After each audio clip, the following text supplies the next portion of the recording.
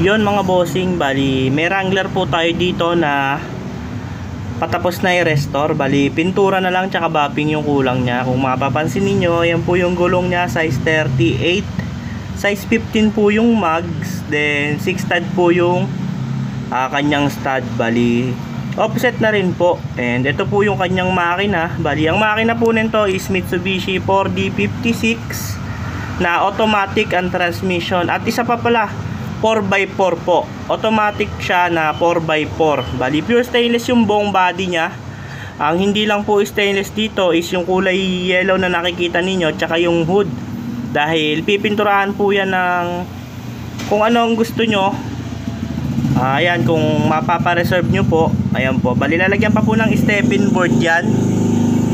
Tapos ito po yung loob niya mga bossing. Ayan po. Bali lalagyan pa po ng bangko yan kapag tapos bappingan. And ito pala, hindi pala to stainless.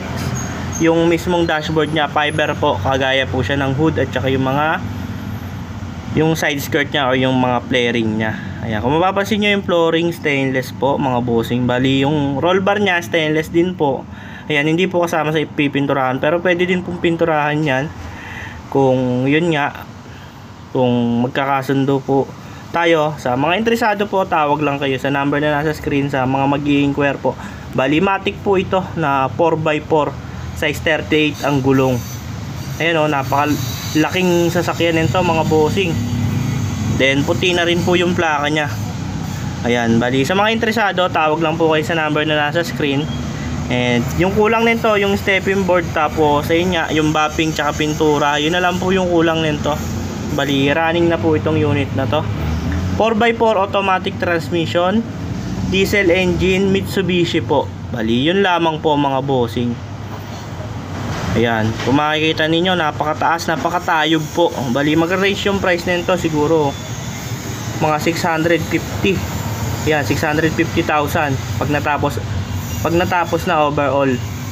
Ayan, ganun pong price magre-range yung presyo niya. Bali tawag lang po kayo sa number na nasa screen. Then ilalagay ko din po yung Facebook page para madali nyo kaming makontak at makausap. And kung manghingi po kayo ng update sa unit na ito, doon nyo na lang po kami message para hindi po kayo mahirapan. Kasi sa YouTube, bihira po tayong makapag-upload dahil marami po tayong ginagawa. Bali siningit lang po natin tong yung vlog na to. Bali yun lamang po mga boss. Bago nyo tapusin yung video ito, huwag nyo kalimutang i-click ang subscribe button para lagi kayong updated sa mga video na ilalabas namin patungkol sa Honor type Jeep at mga Wrangler. Yun lamang po mga boss. Maraming salamat sa inyong lahat sa patuloy na panonood sa aming munting YouTube channel. Thank you po and God bless.